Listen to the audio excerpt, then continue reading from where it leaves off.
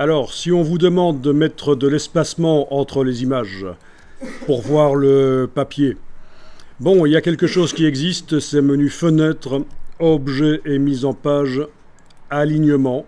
La palette alignement a une fonction de répartition de l'espacement. Vous la trouvez aussi dans Illustrator, ça fonctionne de la même manière. Mais il y a plus simple, parce que c'est un peu compliqué de mettre de l'espacement entre les images avec la palette alignement.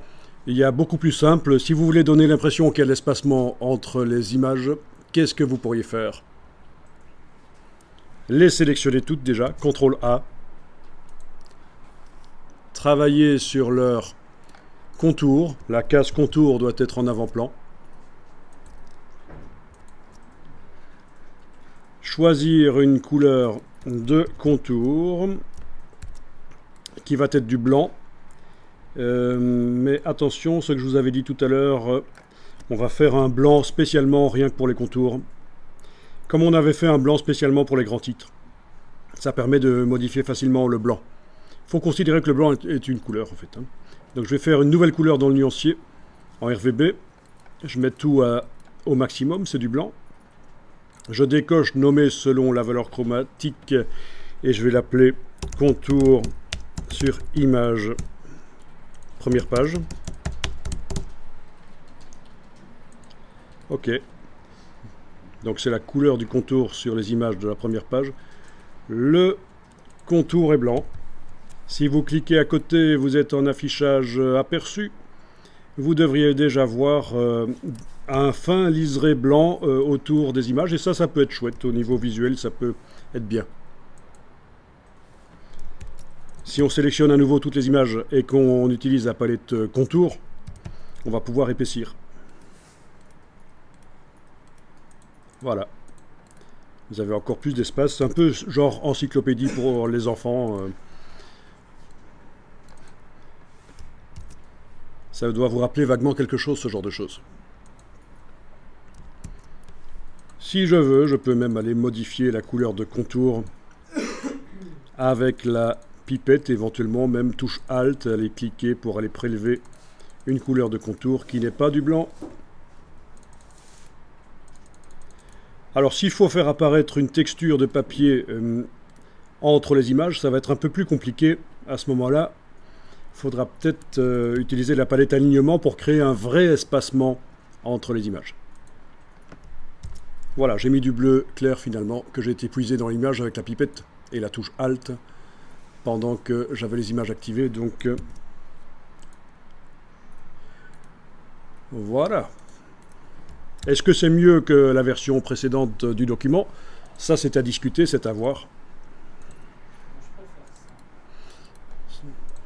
Les deux sont bons. C'est un peu plus, ça vise un peu plus ici le public adolescent, les enfants aussi, parce que c'est un peu graphique, c'est sympa. En fait, en mise en page, ça fait beaucoup de références à ce qui existe déjà, en fait.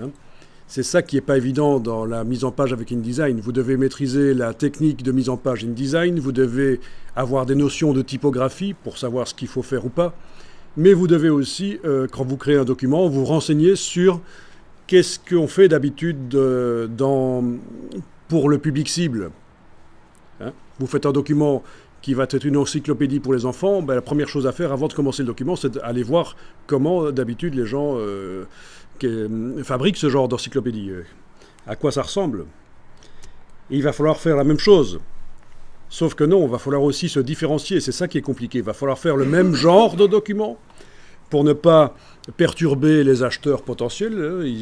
Ils vont tout de suite voir que c'est le genre de document qu'ils recherchent. Oui, c'est une encyclopédie pour les enfants, mais en même temps, il va falloir être différent. Faire le même genre, mais arriver à se différencier, c'est ça qui est pas évident, en fait. Donc, InDesign, c'est quand même vachement compliqué.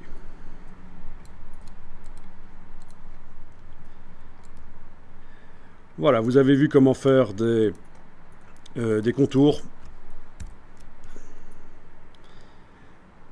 Ah oui, par contre, on a un petit problème. Si on regarde le bord ici, oui, on a un petit problème. Le bord de la page a un contour moins épais que le reste, parce qu'on a un double contour là en fait. Donc, faire le contour à l'intérieur des des images, c'était peut-être pas l'idéal. Je vais voir, je sélectionne à nouveau tout, palette de contours. Il faut peut-être le mettre à cheval en fait. Non, en fait, il n'y a pas de solution. Si ce n'est réduire un peu la grille d'image. Il est déjà à cheval sur le bord. Là, il est au centre. Là, il est à l'extérieur. Ah oui, c'est pas évident du tout. Ouais. Ok, donc s'il fallait faire ça, je réduirais un peu la grille d'image. Sélectionner tout et transformation manuelle avec Alt et majuscule pour aller réduire un peu.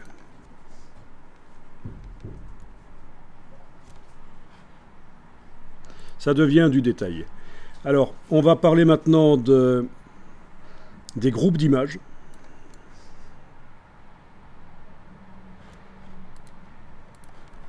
Je ne sais pas si vous connaissez les groupes, d'une manière générale, dans InDesign, le fait de grouper des éléments ensemble. On va voir ça rapidement. Vous allez simplement ici, avec la flèche noire, activer 4 images qui sont côte à côte.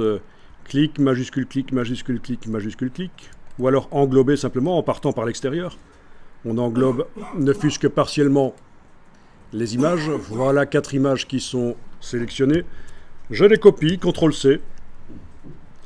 Et je vais aller travailler sur la page suivante dans le document.